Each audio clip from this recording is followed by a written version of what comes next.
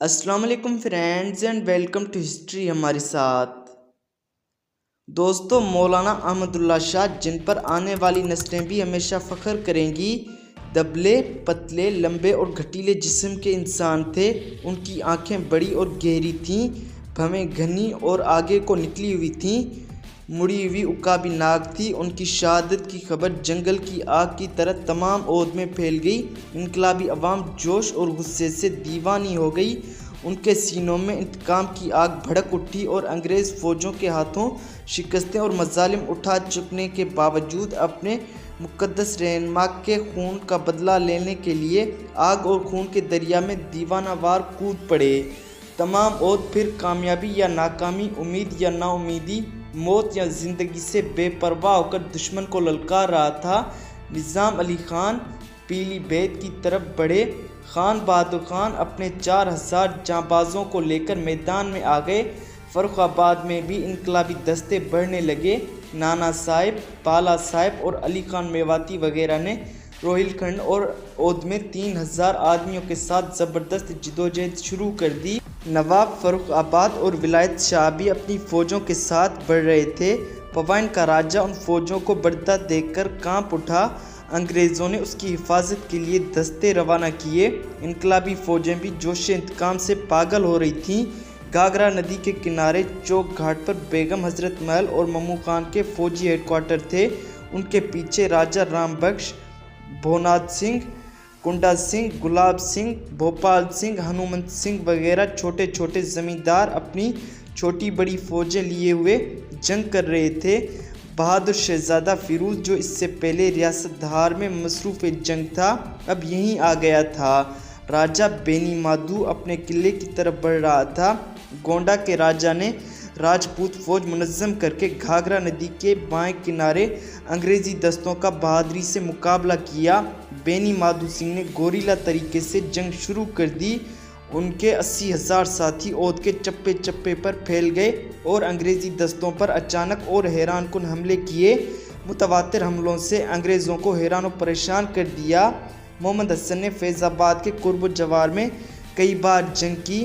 لال مادھو سنگھ نے اپنے قلعے امیٹھی پر دفاع کیا۔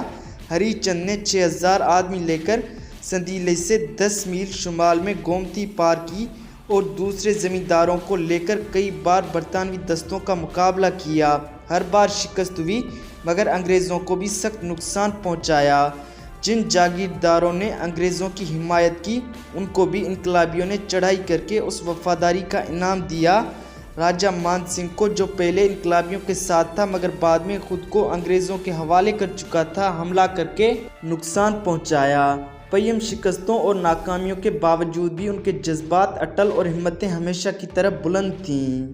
دوستو، انگریزی فوجیں ہوپ گرانٹ کی رہنمائی میں بڑھیں اور انقلابیوں پر اچانک ٹوٹ پڑیں، جو لکھنؤ کے قریب نواب گنج میں جمع ہوئے تھے۔ اس اچانک اور زبردست حملے سے بے خبر انقلابیوں کا منتشر ہو جانا یقینی تھا، مگر نہیں۔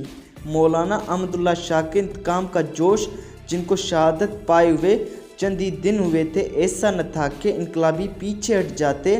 چنانچہ ان بہادروں نے ایک بار پھر انگریزی فوجوں کو چٹھی کا دودھ یاد دلا دیا، بہادری اور استقلال کا ایسا مظاہرہ کیا جو اب تک کم دیکھنے میں آیا ہے۔ خود ہوپ گرانٹ کو بھی اقرار ہے کہ اب بھی ان کے حملے طاقت سے بھرپور تھے اور ان کو دھکیلنے کے لیے ہمیں بڑی مشکل کا سامنا کرنا پڑا۔ زمینداروں کی ایک بڑی جماعت نے 2 توپوں کے ساتھ ہمارے پیچھے سے حملہ کیا۔ میں نے ہندوستان میں بہت سی لڑائیاں دیکھی ہیں اور بہت سے بہادر جانبازوں کو بھی دیکھا ہے جو فتح یا موت کا عزم کر کے لڑتے ہیں، مگر میں نے اتنا شاندار طرز عمل آج تک کبھی نہیں دیکھا جیسا کہ ان زمینداروں کا تھا۔ 2 توپوں کے آس پاس 125 لاشیں ملیں۔ 3 گھنٹے تک جنگ کے بعد ہماری فتح ہوئی۔ یہ انقلابی پوائن کی طرف بڑھ رہے تھے۔ لکھنؤ اور سلطان پور میں جنگ ہوئی۔ انہوں نے انگریزی فوجوں کے دستے روک دیے اور انگریزی کیمپوں کو تباہ و برباد کر دیا۔ آخرکار اکتوبر 1858 عیسوی میں انگریزی فوجیں چاروں طرف سے گھیرتی ہوئی بڑھیں اور ان کو نیپال کی طرف دھکیلنے لگیں۔ مگر زندگی اور موت سے بے نیاز انقلابی آخر دم تک جنگ کرتے رہے۔ نومبر 1858 عیسوی میں وکٹوریہ کا اعلان معافی شائع ہوا۔ انقلابی عوام انگریزی اعلانات اور وعدوں کی حقیقت اچھی طرح سمجھ چکی تھی، لہٰذا جدوجہد جاری رکھی۔ 24 نومبر 1858 عیسوی کو بینی مادھو سنگھ سے بھی تصادم ہوا۔ ان کا تیزی سے پیچھا کیا گیا، مگر وہ گومتی اور گھاگھرا پار کر کے اودھ میں چلے گئے اور اپنے وطن بیسواڑا کو ہمیشہ کے لیے چھوڑ دیا۔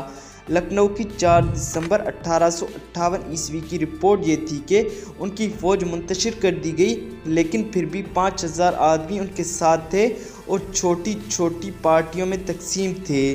چند دن بعد اطلاع ملی کہ بینی مادھو بہرام گھاٹ کے پاس متھولی میں موجود ہیں، مگر کمانڈر پوری کوشش کے باوجود نہ تو گرفتار کر سکا اور نہ ہی شمال کی طرف سے جانے سے روک سکا۔ وکٹوریہ کے جواب میں بیگم حضرت محل نے ایک اعلان جاری کیا اور تفصیلی طور پر انگریز حکومت کی فریب کاری کا پردہ چاک کر کے اعلان معافی کی دھچیاں اڑائیں۔ ان کے اعلان میں کہا گیا تھا کہ کسی کو وکٹوریہ کے اعلان سے دھوکے میں نہیں آنا چاہیے۔ یہ بہادر بیگم اب تک اپنی تلوار بے نیام کیے ہوئے تھی، گھوڑے پر سوار ہو کر میدان جنگ میں نظر آتی، فوجوں کی کمان کرتی ہوئی قربانی اور ایثار کے میدان میں کود پڑتی تھی۔ شنکرپور، دھونیا کھیڑا، رائے بریلی، سیتاپور وغیرہ میں برابر جنگ کرتی رہی، یہاں تک کہ وہ ہر طرف سے پسپا ہو کر نیپال جانے پر مجبور کر دی گئی۔ مارش میں لکھتا ہے کہ اب اس کا تعاقب ایک مقام سے دوسرے مقام پر ہونے لگا، یہاں تک کہ وہ راپتی پہنچ گئی اور باوجود ہر طرف سے گھر جانے کے دریا پار نکل گئی۔ اس کے ساتھ ہی باغی سرگنے اور اس کے ہمراہی بھی نکل گئے۔ دوستو، انقلابی رہنماؤں کا نیپال اور دوسرے مقامات پر کیا انجام ہوا، یہ داستان آنے والی قسطوں میں بیان کی جائیں گی، لیکن جس بہادری، استقلال اور عزم و ارادے کے ساتھ اودھ اور روہیل کھنڈ نے طویل عرصے تک جنگ کر کے آزادی وطن کی راہ میں قربانی دی، کوئی دوسرا علاقہ اس کی مثال پیش نہیں کر سکتا۔ چنانچہ میکلائیڈانس اس اعتراف پر مجبور ہے کہ کم از کم اہل اودھ کی جدوجہد کو تو جنگ آزادی کہنا پڑے گا۔ دوستو، امید ہے آج کی قسط آپ کو پسند آئی ہوگی۔ اگر یہ قسط آپ کو پسند آئی ہو تو ویڈیو کو لائک اور شیئر کر دیں اور چینل کو سبسکرائب کر دیں تاکہ آنے والی ہر قسط کا نوٹیفیکیشن آپ کو بآسانی ملتا رہے۔ ملتے ہیں اگلی قسط میں، تب تک اپنا بہت زیادہ خیال رکھیے۔ اللہ حافظ۔